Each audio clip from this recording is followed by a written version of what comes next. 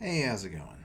I wanted to brainstorm some different ideas for different drills and exercises inside of a language program. Say something similar to, at least in spirit, Duolingo, or maybe more than just in spirit.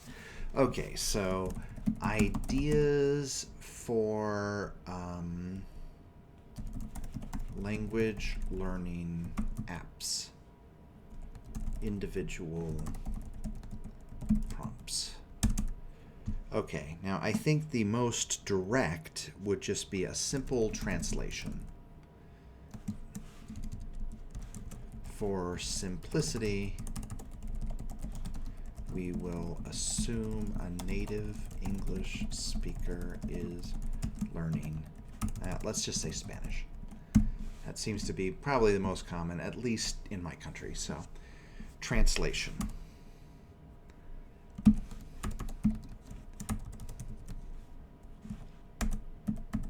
User reads a Spanish sentence and types it in English. Okay, so translation, transcription. User hears a Spanish sentence and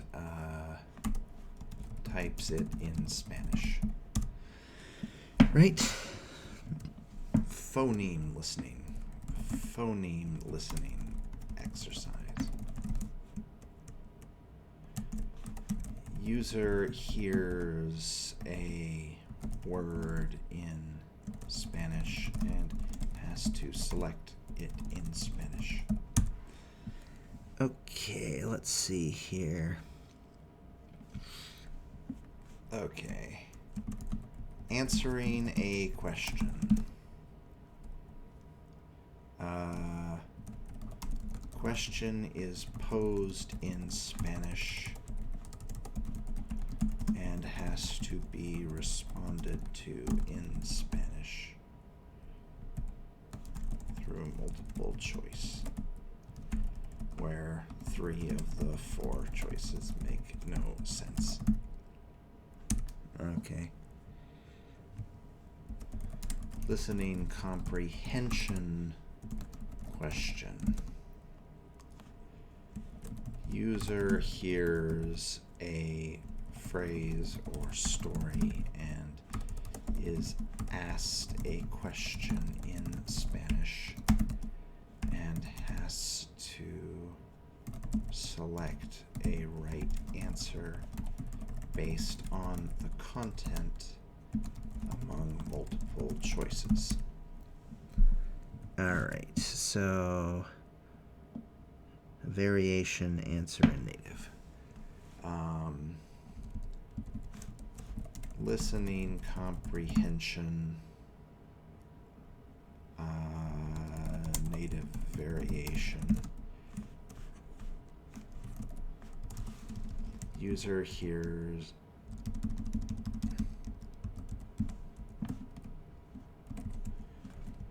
why is it underlined? What is this doing? User hears or reads a phrase or story and is asked the question in English about the question and has to select a right answer based on the content, based on multiple choices. Okay. Multiple choice, select underline translation. Yeah. Okay, a sentence is shown in Spanish with an underlined word, and the user has to select the English word from a set of multiple choices with the same meaning. Okay, a sentence is shown in Spanish with a blank, and the user has to select the Spanish word or phrase to fill in the blank from multiple choices where 3 of the 4 make no sense in context. All right. Story mode. User is presented with a video or story. They can interactively request translations, but these are not normally provided without user interaction. Okay, so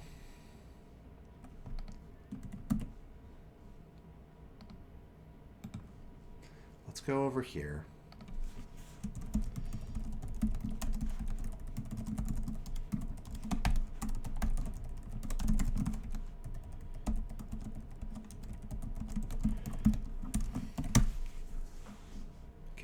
Your ideas for language learning app features are well thought out and intuitive. I've made some corrections and adjustments for clarity and consistency. Translation, transcription, phoneme listening exercises, answering a question, listening comprehension question, listening comprehension native variation, vocabulary matching, fill in the blanks, story mode. The user is presented with a, yeah, okay. These adjustments aim for, okay, I'd like this.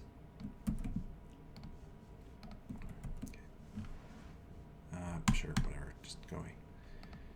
All right. Now I want to,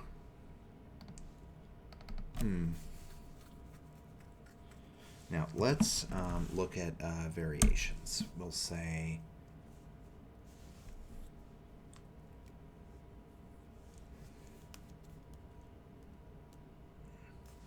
where's my ID? Okay, I should have a scratch pad here. Scratch pad. All right, okay, so we're going to have choices equals, well, what are the choices going to be? Okay, we'll say dot strip dot split. Yeah, like that. Okay, so it'll be English text, English, English what? English text, English audio? Sure. Okay, there could be an audio-only version, like Pimsleur, for example. English text, English audio, that's pretty much it. English text selected, English text typed, English audio, picture, picture typed, yeah, so Spanish audio, Spanish text typed, and Spanish text selected. Yeah, selected, multiple choice, and then Spanish text dragged, right? Spanish text dragged.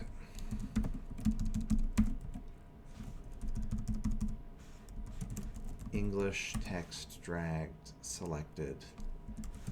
English text typed. I did a language program that was making me type English words.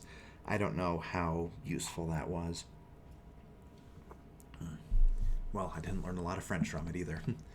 Okay, so for I in choices, print I, run. Why you no run? Okay, English text typed, English text dragged, English text selected, dragged, typed. So I want to say selected is multiple choice, and dragged is like ordered.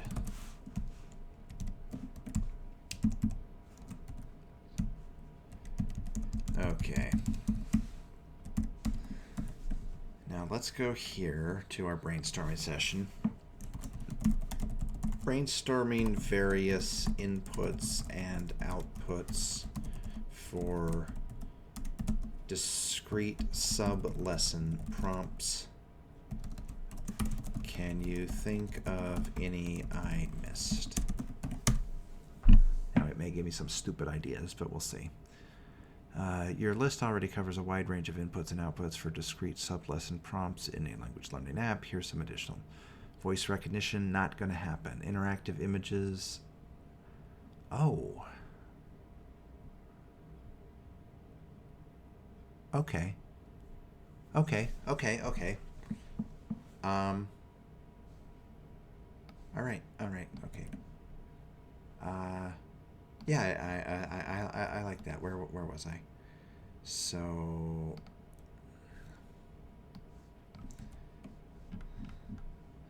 voice recognition. Voice recognition is simply a variation of speaking. While in theory that sounds good, I don't know how well it would work in practice, and I just don't trust my ability to implement it. So, what do you do? And besides, I've never really gotten a lot of value from a speech recognition component inside of a learning application. If anything, they just kind of piss me off. Like I'm in a place where I can't talk, or my microphone isn't connected, or something. There's just some reason it's always annoying. So, yeah. Interactive images. Select or indicate part of image. We'll just say indicate part of image. Indicate part of image where other parts may have different meanings. All right, video responses. Users watch a video in Spanish, then record a video response. That's interesting, but not going to happen. Matching games. Aha. Well, let's see. Matching. That would be lining up.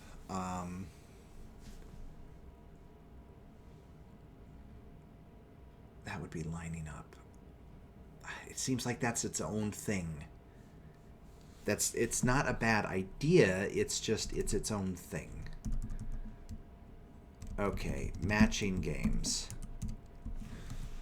Having, say, 4 or more items on one side of any type, and then 4 or more of a different type, and they have to be lined up. Okay, so you know what? I like this. I'm gonna put this in here. Matching games. Whatever I just did is wrong. Push the right key this time. There we go. Okay. All right, sentence rearrangement. That's what I mean by dragging words. Sentence rearrangement.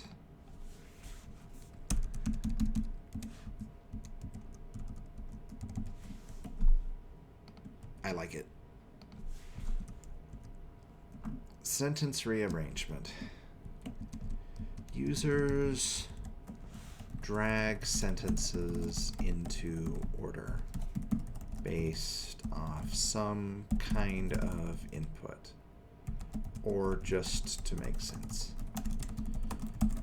I don't think there should be too much head scratching. You know what? Maybe that's naive. Maybe forcing people to think is a good thing.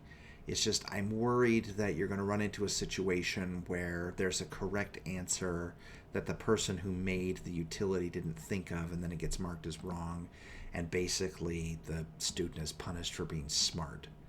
Fill in the gaps. Audio. User listens to a sentence with a missing word or phrase in Spanish. Choose the correct option to complete it. Interactive grammar exercises. These are just fill in the blanks, but fill in the blanks with just audio, that's interesting. That is, I had never considered that.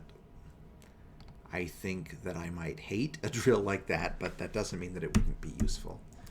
Okay, illustrated feedback. After answering, users receive visual feedback such as dynamic pronunciation guides. Users receive audio feedback, cultural notes. After certain exercises, users receive interesting facts. Okay. No, I don't mind that. Cultural notes. I absolutely 100% had not considered that, and maybe it's a good idea after all. Personalized recommendations. No, we're gonna have. It's not gonna be static in like the like Pimsleur sense, but we're not having a choose your own adventure thing. You know, I'm gonna have one core curriculum, and you're gonna go through it. So, I don't know. Interactive stories. Users' choices and language proficiency influence the direction of the story. You know what? It's hard enough just to get a static story. Sorry. Peer review. Absolutely do not have the resources. Daily or weekly challenges that involve a variety of inputs to keep learning engaging and competitive. You know what? Gamification is probably something that I should add, but it's not something that I'm going to do anytime in the later.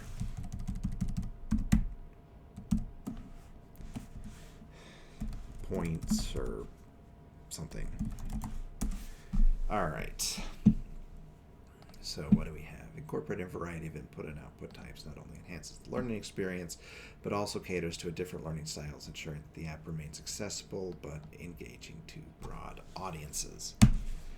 All right. So I am curious if we did this. Okay.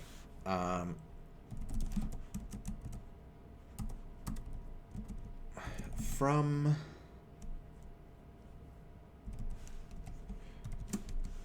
I to J. Let's look at every combination of our inputs and see what we have here. That is quite a few.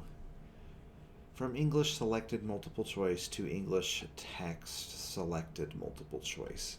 Now, first off, if English in I and English in J, then continue, right?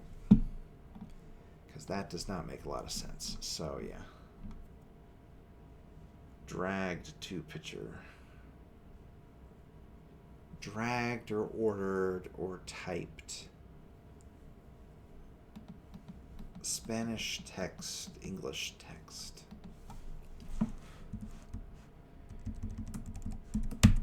English text, Spanish audio. Let's narrow this down here. English text to picture. That does not make any sense. English text to Spanish text. All right. Yeah. So let's, instead of from, let's say user presented with blank expected to provide blank. User presented with English text asked to provide picture. That does not make any sense.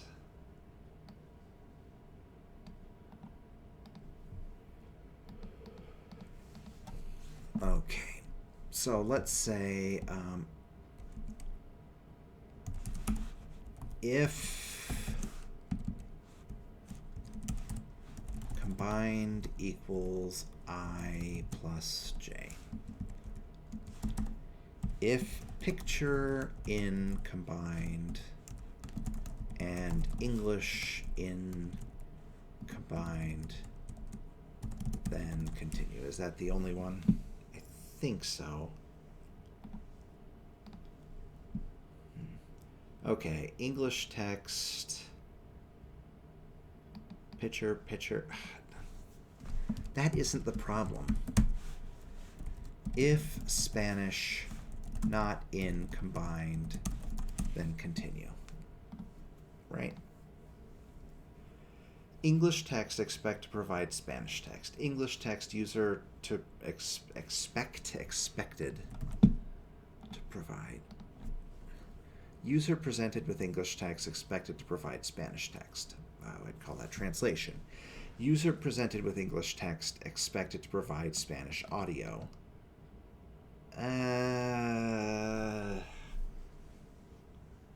It's like, okay, say the Spanish word that means this. Okay, that might make sense in like a Pimsleur style audio.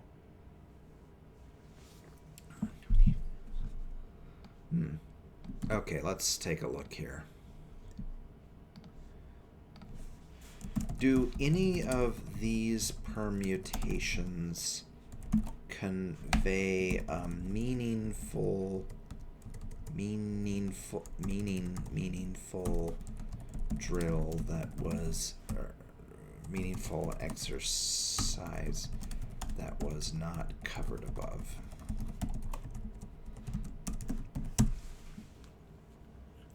Your list comprehensively covers various input-output combinations that could form meaningful exercises for language learning. User presented with English text expected to provide Spanish.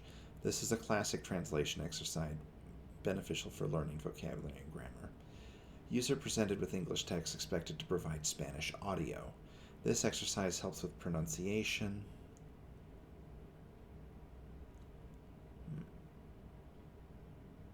Each of these exercises targets specific, could be used for repetition exercises. All right.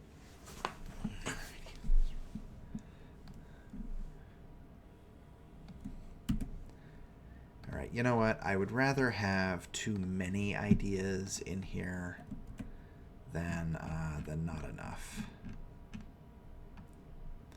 Okay, what is the length here?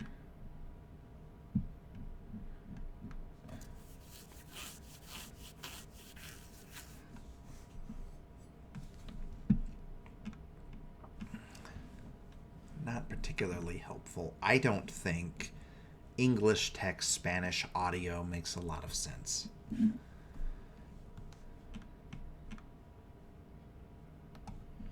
All right.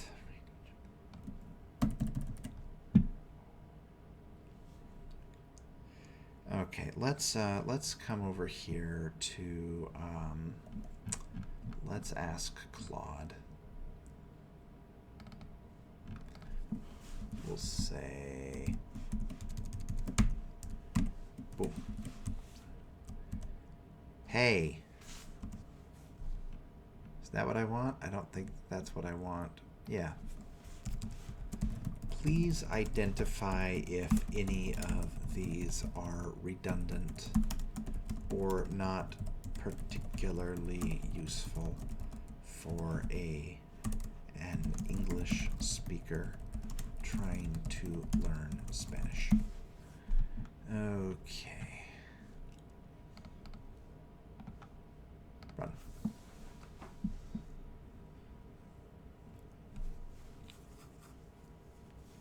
It always takes a while. I probably could have done this in the ChatGPT window. I don't know why I came here. Maybe it's just because I love spending money. Let's see. Plans and billing. Not too crazy. Not too crazy. Maybe not crazy enough. All right, after reviewing the list of exercises, I don't find any of them to be particularly redundant or not useful for an English speaker. What do you mean? English text expected to provide Spanish text is clearly just translation. No? Although Spanish text to English okay. Some exercises may be more beneficial at different stages of the learning process. For example, more advanced learners may find exercises like Spanish text.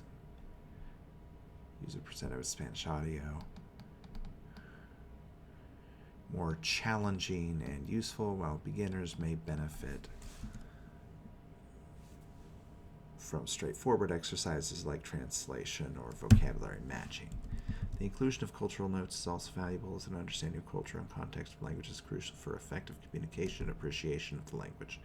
In summary, each of these exercises serves a purpose in the language learning journey and offers a well-rounded approach to learning Spanish for English speakers. Okay, how many words is this? I'm just afraid I'm going to go over the token limit here. Are any of the following redundant? Your list is comprehensive. Thank you for kissing my ass, but please tell me if there's any that are redundant. Potentially redundant exercises. User presented with Spanish text.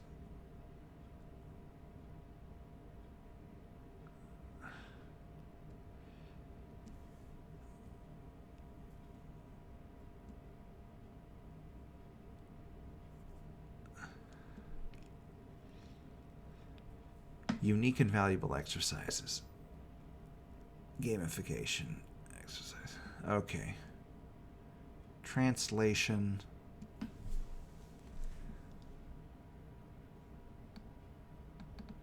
You know what? Maybe there's a little bit of redundancy, but I don't think it's too crazy. Maybe Claude was right. Maybe they really are unique. I mean, I still think that there was like at least one redundancy, but I thought that there were like a ton, and it doesn't seem like there are, so. Okay, yeah. So we have some ideas, and this is excellent. All right, see ya.